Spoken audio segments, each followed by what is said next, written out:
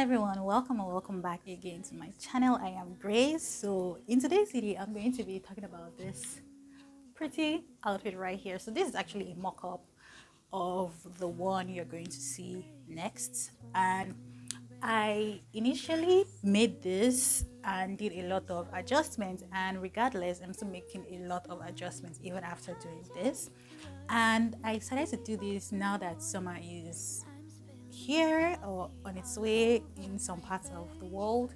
I mean, it's summer all year round in my current location, but anyways, like, this is going to be appropriate for summer, and I love the fact that you can actually wear this alone or you can style it with like a top of your choice. So yeah, I'm going to be talking about some of the things I plan on changing. So for example, this place right here, it was actually quite wider than this right now, but even as it is right now, I feel like it's still a bit wide. So I think I'm going to, like, bring it down a bit, because if it's not so wide, this place won't be so bulky. So I feel like if I bring it, like, let's just say like an inch on both sides, it will probably be okay.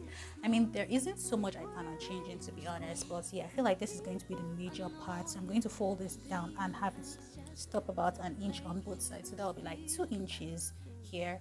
Then the other thing I'll probably change is the length of the strap. I really like the width, in the sense that it is quite thin, but the length of the strap is quite short. So I feel like I'm going to change that, so that just in case you'd want to make this into a different type of style. So for example, if you'd want to like leave it, just bring it down like this is long enough, but I feel like we'll probably want it longer. If you'd also want to, like, I don't know, make the back into something like this as well, it could work. Or if you just like style it differently, whatever you really want to do, it could work. So I feel like if I make the straps longer, or even bring it all the way like so I feel like if I make the straps longer, depending on the body size, it would go well with all body sizes, because I plan on making this pattern from a size 6 to a size 18, I believe. So whether it's a size 6 or a size 18, if it's long enough, it could style in so many ways at the back. So yeah, I feel like those are the two major changes I probably make to this pattern right here. And if you're interested in getting the pattern, it's always linked in the description box or in my comment section. So yeah, without talking way too much, let's just jump right into the video. To work, people annoy me, and I'm spilling. Okay, so these are the items you'll be needing for this project right here, and we're starting off with the main bodice first. And for the bottom part, you're going to create notches where you need them to be at, and they're going to be 5 notches. You'll create 1 center notch and 2 side notch. Excuse the noise outside, there's so many birds here at the moment. So yeah, and after that you open it like so, then have right sides facing each other, because this is obviously going to be cut on fold like the pattern states. And you're just going to pin it down, and the reason why I'm pinning mine down is because this fabric is so slippery, and I had to pin it down to make sure that it doesn't move as much. So if you aren't using a slippery fabric like mine, then I mean, you might not necessarily have to, but yeah, it's still safer to do so. Then after we just sew on a 1/2 inch seam allowance, you can see I was literally struggling with this fabric here but yeah, I had to make it work.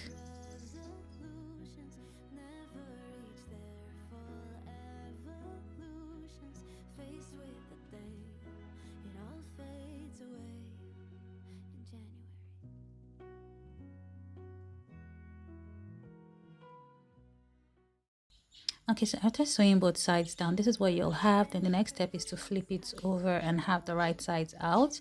And after doing that, you're just going to use an object with a blunt edge and just poke the sides like you can see me do.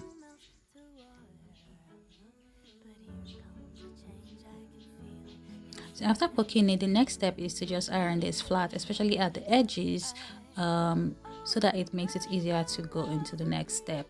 But I mean, because everything was looking somewhat rough, I decided to just iron everything as well as the edges.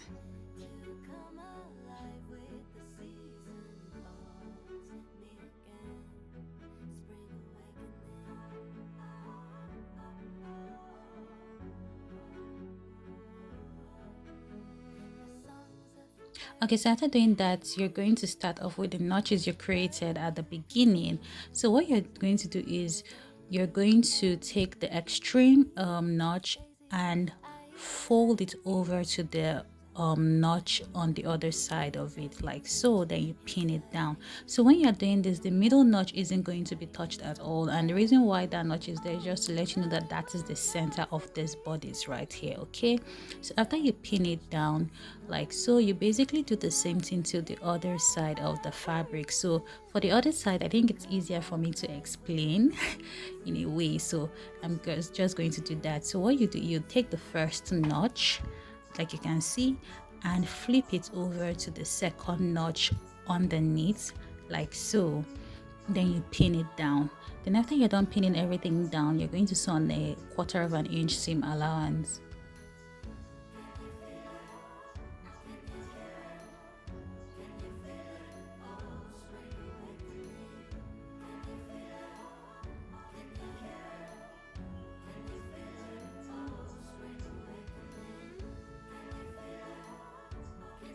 Okay, so after seeing everything, now this is what you should have. Then we're going to move over to the waist strap.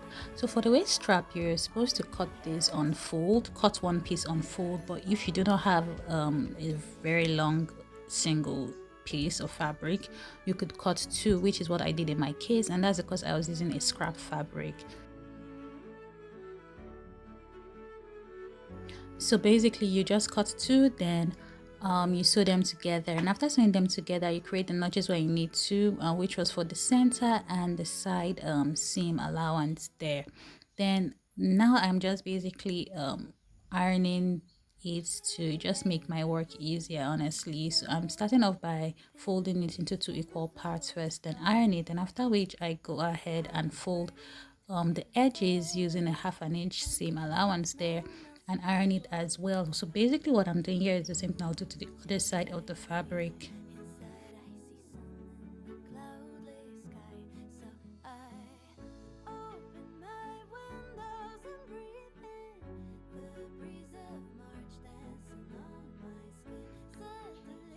Okay, so after doing that, the next step is to connect all of them together. So we're going to connect the straps to the top, to the main bodies, and for that you find the center of the main bodies and the center of the strap, and you just pin them like so, because after ironing it, it makes it easier for you to just fold the waist strap easily and pin it like so, and you just sew around. So when you're cutting the fabric for the waistband or for the waist strap, I indicated there that it should be cut on the grain line, and the reason why is because if you cut it on the bias, it's usually a bit slippery and stretchy, so it makes it harder to sew, which is what happened for the other fabric I cut. So remember I told you that I had to cut two pieces of the waist strap because I didn't have one single long strap to work with, right? So one of the fabric was cut on the grain line and the other one was cut on the bias, which I didn't even know because like I said, this was a scrap fabric I used, right? So it the one that was cut on the bias ended up being so stressful to use because it was stretchy and all that. So yeah, you may make sure you cut it on the grain line. So now we're going to work with the strap, and for the strap you'll be cutting two pieces of this, and you're going to fold it having right sides facing each other and sew on a 1/4 inch seam allowance because you'd want this to be a very tiny strap. Okay, then after you're done sewing it, this is what you should have, and you have an option to use a loop turner if you have one, and if you do not have one you could use your hairpin or you could use a safety pin to turn it. But I feel like using a loop turner or a hairpin would be easier because this is like basically like a spaghetti strap, so it's very thin, and I doubt a hair like a safety pin will pass through easily. I'm not so sure about that, so yeah.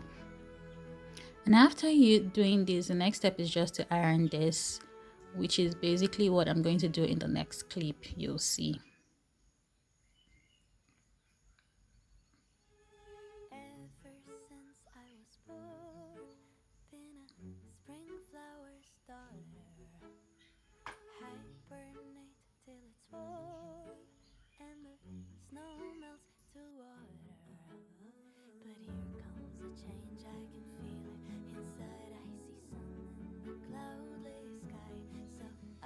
Okay, so after ironing that, the next step is to attach the straps to the top. Okay, so you're going to be attaching it to the wrong side, and for this you could use two methods. The first method is hand stitching it with the needle and thread, and the other method is what I'm using right now, which is using a fabric glue. And for this I'm using the E6000 fabric glue. In doing so, I just put a generous amount of the fabric glue on the wrong side of the top and just pinch press the strap onto that area right there. Then I let it dry for like a couple of hours or so, and the top is good to go. So I'm basically going to do the same thing to the other end of the strap.